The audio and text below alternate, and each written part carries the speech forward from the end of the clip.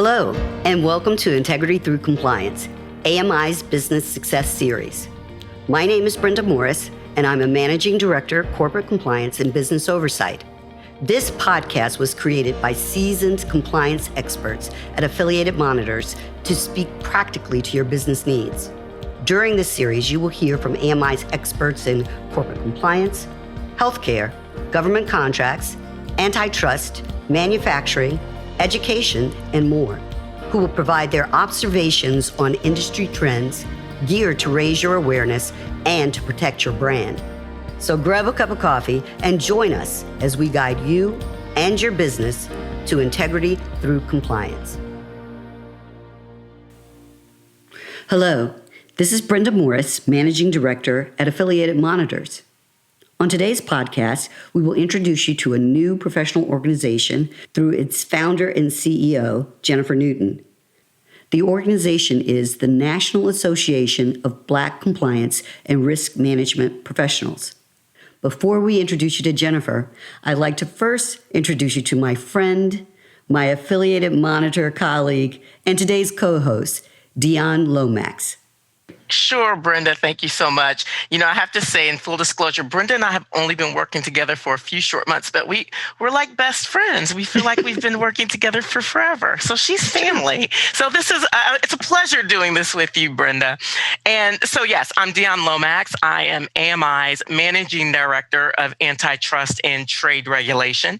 And in this role, I'm responsible for setting the overall strategy for client matters involving competition and trade regulation across a broad range of industries. And I'm delighted to have with us here, and we are both delighted to have with us Jennifer Newton. Jennifer Newton is the founder and CEO of the National Association of Black Compliance and Risk Management Professionals. And so, Jennifer, I'll kick it over to you to say a few words about yourself. Welcome. Thank you so much, Dionne and Brenda. It's such a pleasure to be with you all today to talk a little about myself and also the great work we're doing at the National Association of Black Compliance and Risk Management Professionals. So a little bit about myself. As you mentioned, Dionne, I am the CEO and founder of the National Association of Black Compliance and Risk Management Professionals. And so I know that that's a very lengthy name, but we did want it to be all encompassing of the work that we do. So, but for everyone, we do have a short acronym that we like to use. We refer it to the organization as NABCRUM. So for the purpose of this discussion, I know saying the full organization name can be kind of wieldy.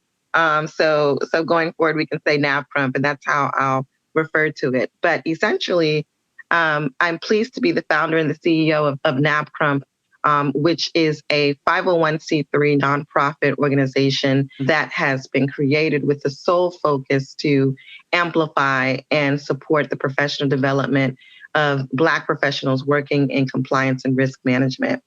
And I'm excited to be talking to you today about all of the work that we look to do and some of the work that we've been currently doing, and our understanding and our current outlook on how current events may impact that. So really excited to be here.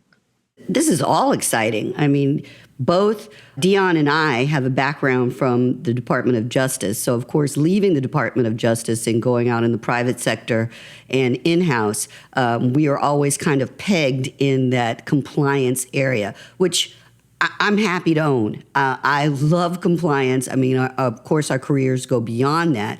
But compliance, I think, is one of those necessary components of any organization. Can you tell us a little bit about who the members are and what their backgrounds are?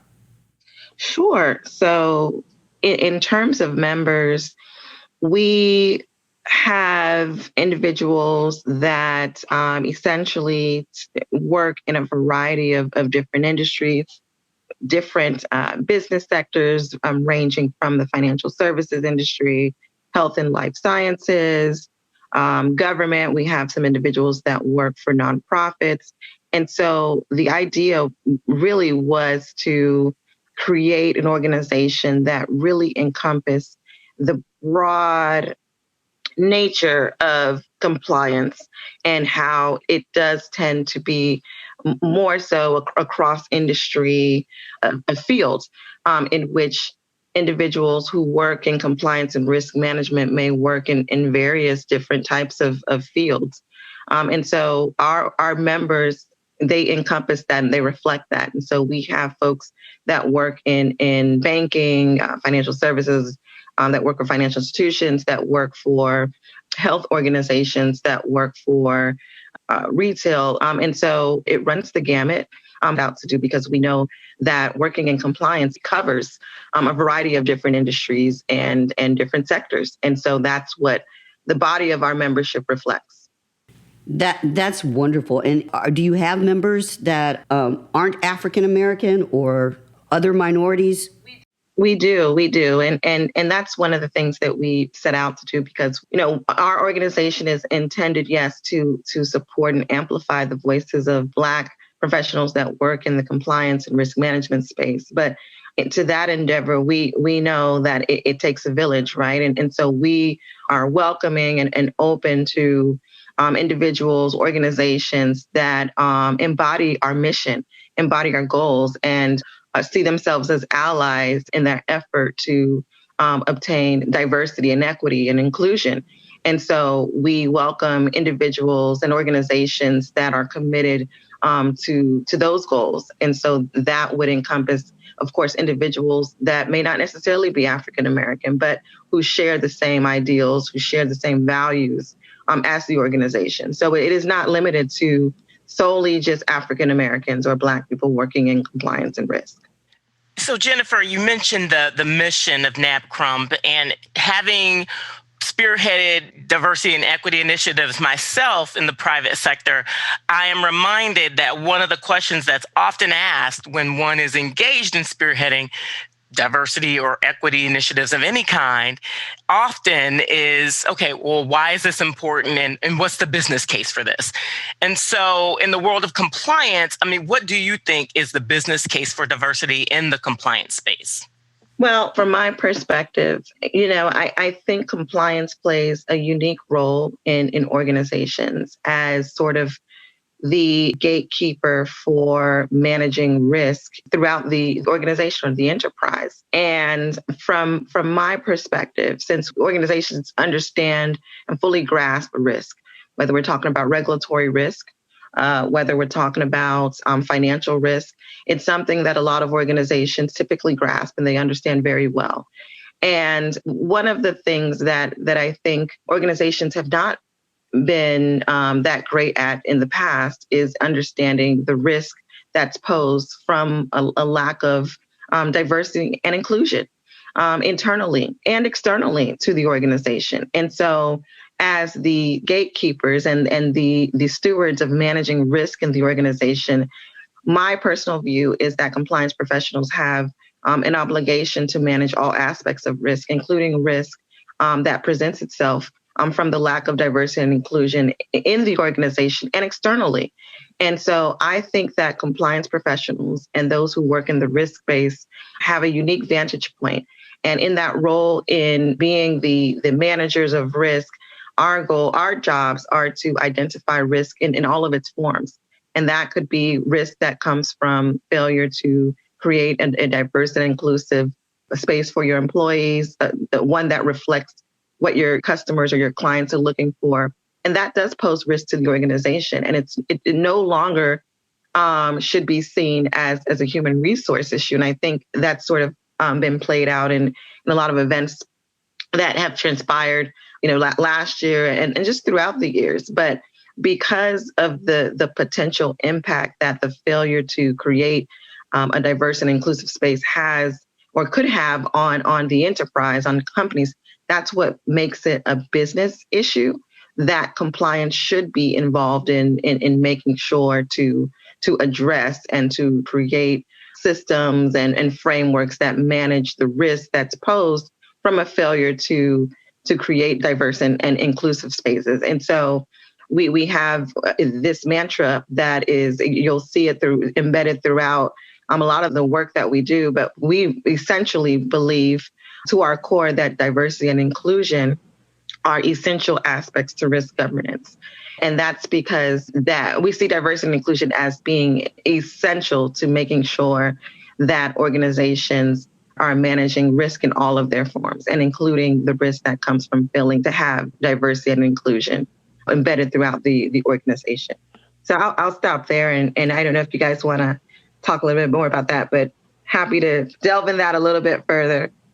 Well, we're really excited about this subject because not only because of Dionne's background and my background, being former prosecutors with DOJ, but also too the fact that we now find ourselves as colleagues at Affiliated Monitors, and Affiliated Monitors is one of the few companies that's out there that actually is in that compliance space. I mean, it's one of those things that we agree totally with you that compliance is an ongoing effort, and it's something that if your clients, if the organization is proactive about, the statistics, the surveys all prove that you have a better, healthier company, as well as folks who want to come to work. They know that their organization is responsible. Also, too, there's the enforcement action, and that's oftentimes where AMI comes into play when a company or organization or an individual, a doctor, a pharmacist, anyone who has a license has found themselves in trouble, and the government has come in on board to say, we've got to rectify this, or you may lose your license. You may suffer criminal penalties as well as civil penalties. So AMI comes in, and what we do is remediate the issue for enforcement. We also act in a proactive manner for companies that understand the importance of compliance and they want to do that due diligence proactively. So especially now where ESG is so important, and you hear that coming out of every boardroom, you hear that as part of the objectives from all these in-house organizations. Environmental, social, and governance is the buzzword for right now. But I'd like to hear a little more, too, from you, Jennifer, that where compliance is a continuum. It's not just what's hot today or what, as you said, what's in the personnel or HR office. This is something that actually is a holistic approach to companies, and it's for their good. Could you talk a little bit about those benefits? Absolutely. When we talk about compliance, and that's one of the great things about our organization is that it sort of encompasses all aspects of compliance and the various roles that individuals play throughout the life cycle, I guess, of compliance and risk. And when we talk about the purpose of compliance, essentially it's tied to how an organization manages their risk. And in organizations, at least the large organizations, do a good job at identifying what those risks are. So they use organizations like yours to identify what some of those risks could be, whether it's regulatory risk, financial risk. If you are a financial institution, you may have liquidity risk. The full gamut of different issues could eventually create problems for the organization. And it's the potential impact that the failure to mitigate those risks could have on the organization. So to me is what makes it a business issue that requires compliance to be important for organizations to take some initiative, some efforts to create a compliance management program. Because the failure to do so, the failure to mitigate risk creates potential issues that could show up in, reputation, in financial impacts, in regulatory and legal sanctions. So in essence, that's the business case for the management of compliance within your organization. And so it's great to have organizations like yours that are working with organizations to see the value in making sure that there's a framework to manage regulatory requirements, to be responsive to regulators, because the failure to do so can create significant and systemic negative impact on organizations. So absolutely, there's a business case for compliance in general. And compliance, I think you hit on this too, it takes all forms. To be a compliance expert, you really have to be a jack of all trades. You really have to be a utility player, because an issue in compliance doesn't come in a nice little package and it's always from the finance side or it's always from your third parties. it comes in so many different varieties. So you have to be open. And I think the diversity of thought that diverse individuals bring, just in your life experiences too, adds so much depth to any organization that's really open to acknowledging and wanting to be better. Because like you said, integrity, the integrity of an organization, once you have a tarnish or a stain on that, your brand is affected, sometimes forever. And if not forever, for a very long time. And if the government gets involved, you're lucky if you're just paying a penalty. So it's so advantageous to think about it on the front end than rather pay for it on the back end. Yeah, absolutely. And you see that playing out with organizations who find themselves in very sticky situations where they weren't always that great at identifying potential risk or chose to ignore potential risk. And the result has been, a tarnishing of their brand, or they suffered a reputation hit. And the reputation hit, what organizations need to understand, that actually brings regulatory scrutiny.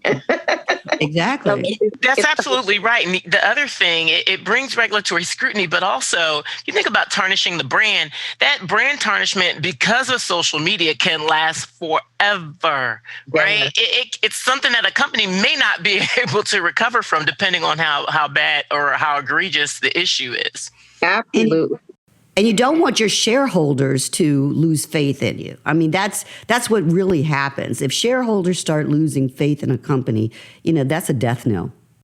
Absolutely. And I tend to chuckle when I think about how the paradigm has sort of changed throughout the years, and how now more so customers and clients, they don't allow you to forget either. And so the change in the client base and it has affected how organizations need to sort of manage their reputation a lot better, because it does pose potential risk. And when you look at it, how customers patronize or chose to patronize businesses in the past, historically, the prior generation before this new millennial and Generation Zers were more focused on, the cost efficiency, the value proposition of what organizations are providing, and just very basic business traits, that corresponded well with the product that you're getting. But now it seems that, this new generation, the way that they decide whether to patronize organizations is tied a little bit to some of those factors that historically we've seen in the past. But a lot of it aligns with how well the organization aligns itself with their core values. And so this generation, and I think it has to do with their access to information due to technology. What's important for them is now so intertwined into values and what's important to them. So they will research an organization to see how the organization treats its employees. How does the organization view environmental friendly policies? So those are the things that sort of are really driving demand. And so organizations that fall on the wrong side of some of those values that clients and customers and the public are now demanding can face some severe reputation tarnishing. And so that's what's been interesting, is to see how this change in sort of the kinds of clients and the customers and what's important to them has sort of changed the way that the organizations now market themselves and brand themselves, whether it's a socially conscious organization or whether it's the organization that is consistently looking to align itself with values that correspond with their customers. But now so much the failure to do that can pose some severe risk. And that's one of the things that it's been interesting to see, how pressure from customers, from the public, can change what an organization does. And it may not have anything to do with the actual products that they're serving. It may just have to do with the practices that the organization embodies and engages in. So that's been interesting to see. I just wanted to sort of mention that. So let's toot the horn of your organization for a minute. Now, NABSCOM is a pretty young organization, but you've gotten some pretty heavy sponsorship. Target and Amazon? Yeah. So, and that's been exciting to see. So, a little bit of background. The organization was founded initially as a LinkedIn group in 2019.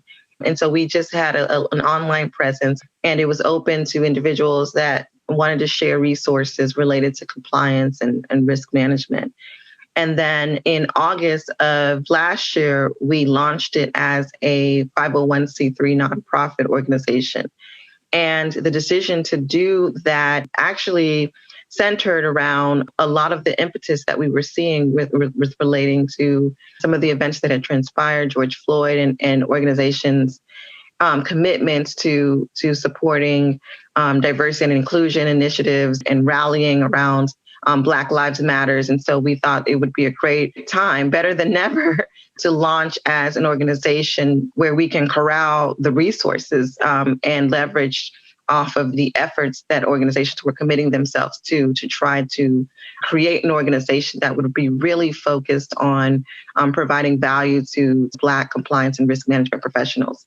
And so it seems that we were right on target, right on point with that, because it has taken off since then. So now we have about like 100 individual members, and then we have now just gained 2 corporate sponsors, and Amazon is one. We're very excited to welcome Amazon as a corporate sponsor, but also Target joined as a corporate sponsor. And what that says to us is that these organizations are showing themselves to be committed to supporting and amplifying the voice and the work of organizations that are seeking to create diverse and inclusive spaces for employees and individuals. So we're excited that it's taken off, and we've developed some momentum and look forward to growing even larger.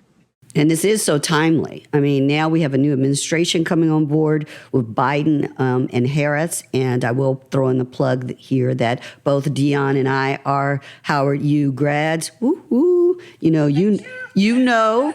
Anyway, so we are very happy to see Kamala Harris get in there and have one of our alum in the White House. So that's a very exciting thing. Now, in wrapping up, could you please tell us how the Biden administration, what you see different from the Trump administration? And I'll just say this because, we are a bipartisan focused organization. And we are in that regard. We were open to both, to the prior administration as well. And look forward to supporting this administration and their efforts. Absolutely.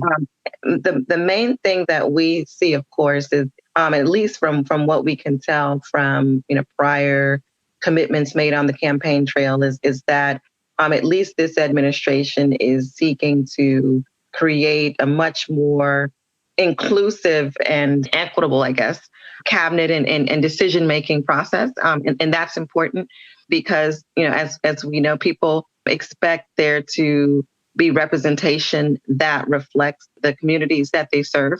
And so out the gate, we are or have been pleased to see that the Biden and Harris administration is making a solid effort at making sure that the cabinet and the leadership, those who are at the helm of leadership, reflect the demographics and the diversity of America. And that's important because people want to they can't be what they can't see. And it's important for there to be representation that reflects the vast racial and ethnic and religious differences that we see embedded throughout America. And so we've been pleased to see that. Not to say that the Trump administration hasn't made any strides in that regard, but we've seen at least those commitments play out immediately with some of the new appointments. So we're very excited. And then also, so one of the things that we were a little bit concerned about and disappointed with the prior administration had to do with that. So it was an executive order that was issued by the Trump administration that seems to be focused on either canceling those contractual agreements with organizations that advanced or supported the idea of systemic racism. And so I believe from the prior administration's perspective is that those principles potentially from their vantage point didn't necessarily have merit, and we could go on and on about why they found that there. But that was concerning because, of course, there are organizations that do a lot of contractual work with the federal government. So even if you are not a federal agency, you would be impacted if you are a private organization that does diversity consulting or provides training to any facet of a federal government agency, and the training provides any insight or the foundation is based off of systemic racism theories, you would be impacted. And so what it required some of these agencies to do is to go back in their contracts and review the potential organizations and the work that they're doing to make sure that none of the organizations are doing work that supports that theory. And so that's problematic because most organizations start with the concept of, there's systemic racism in America. And if and that's kind of what informs the work, why there's diversity and inclusion efforts needed.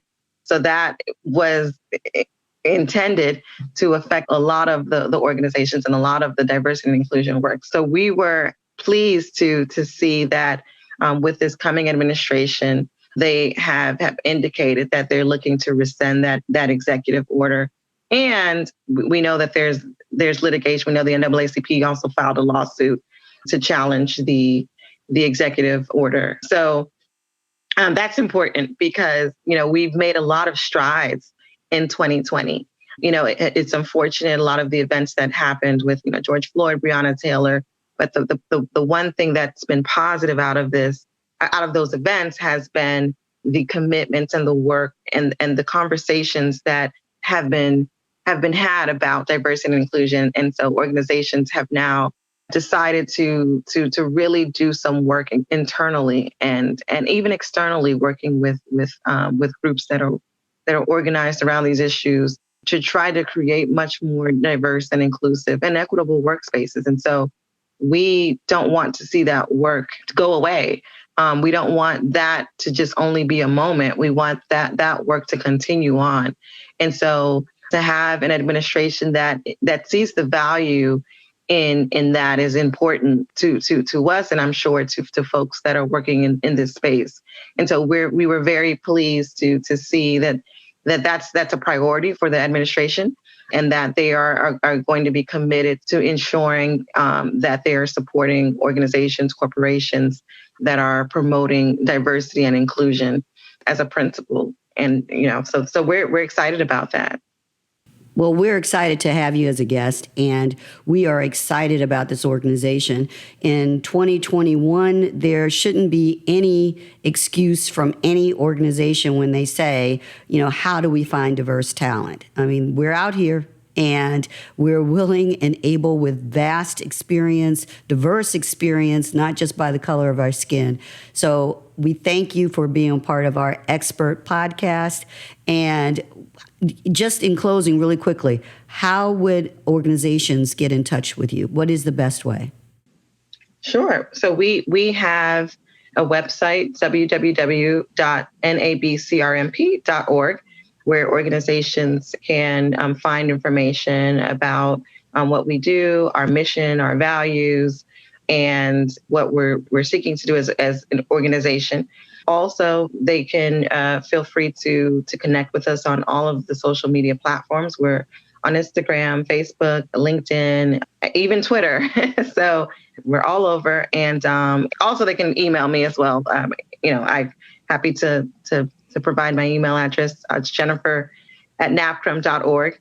So no, thank you so much, Brenda and Dionne, for providing us with a platform to talk about what it is that we do and the work, because we really, truly believe that it's important, and hope that we can continue these discussions going forward so that we can really create transformative change in our day-to-days.